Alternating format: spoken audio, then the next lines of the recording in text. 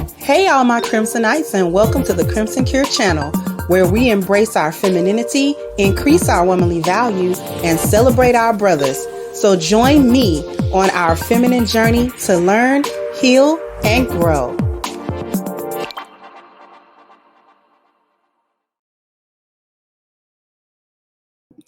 Hey there, my Crimsonites, and welcome to the Crimson Cure channel. I'm your hostess, femininity coach, and author of The Crimson Cure, and this is my perspective.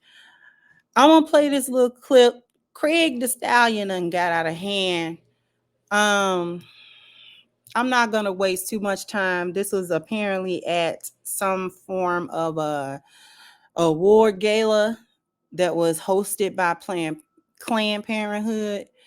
And it's real short, but I'm going to let you just take it in. Just take it in. Here we go. We need to create communities where women can receive sexual and reproductive health care with the love, respect, and compassion that they deserve. I promise to continue to do my part and use my platform to break down barriers and empower women all around the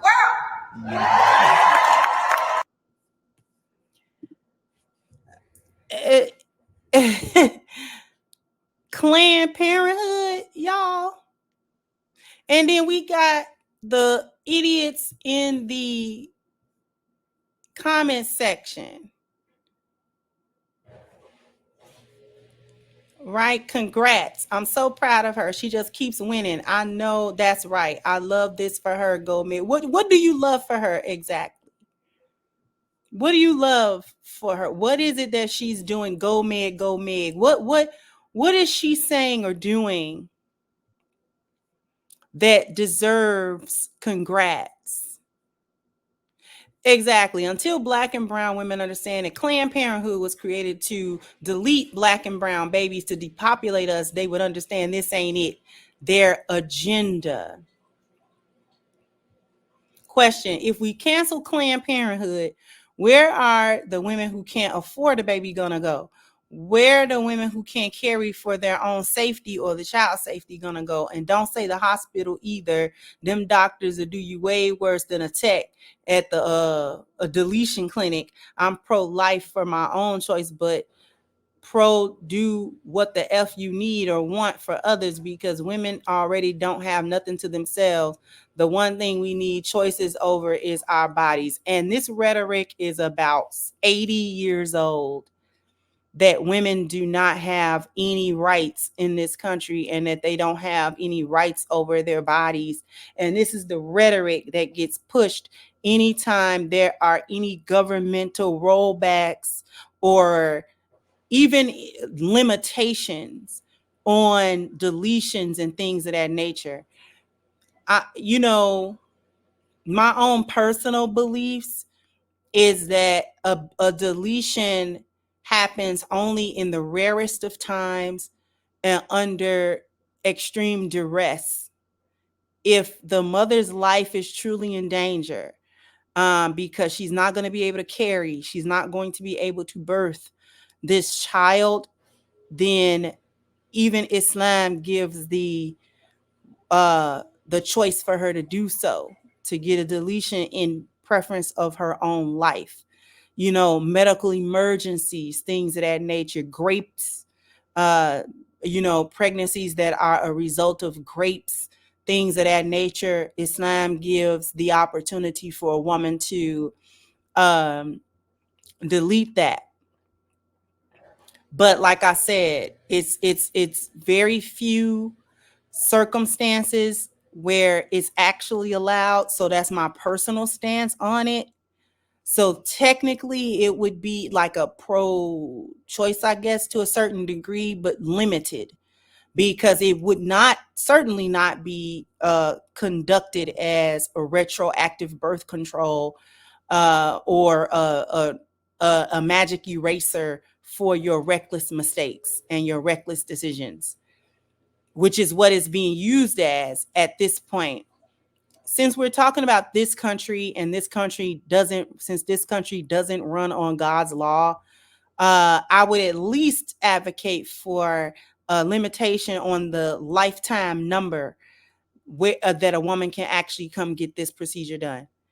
to put a strict limit on the elective choice for her to come into any clinic across the country and get that procedure done. You know, I don't know what that number would be, but it would be very low, in my opinion.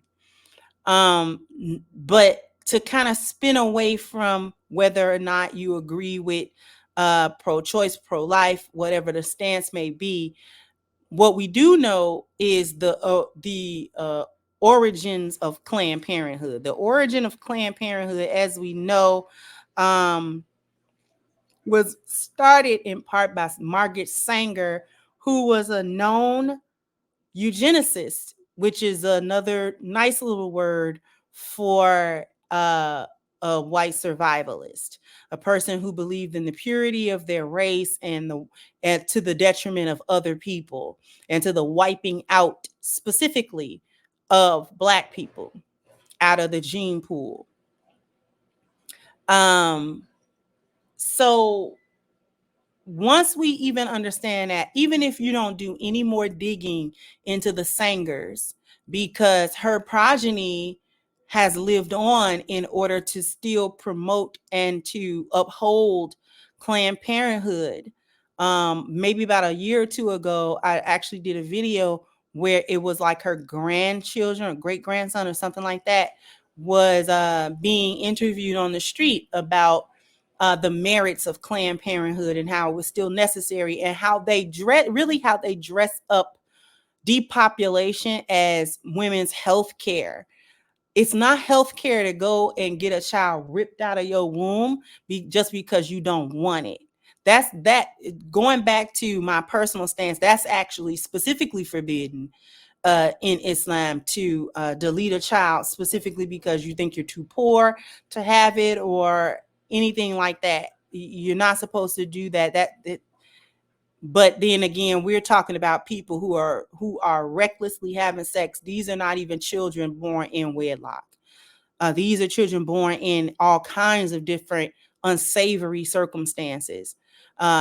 Children being conceived in all types of ways, most of which have nothing to do with the sanctity of marriage.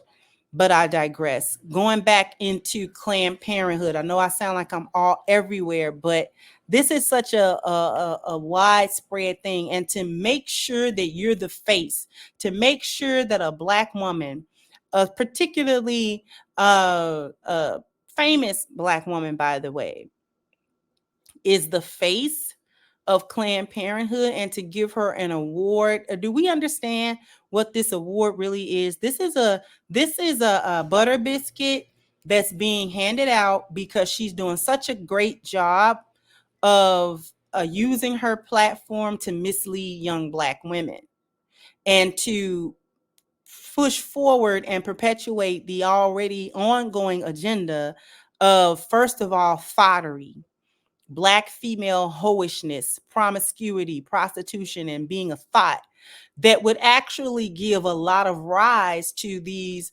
unwed potential mothers, these unwed single mothers, women who are getting pregnant because they're thotting, because they're hoeing, because they're somewhere twerking and tooting it up all the time.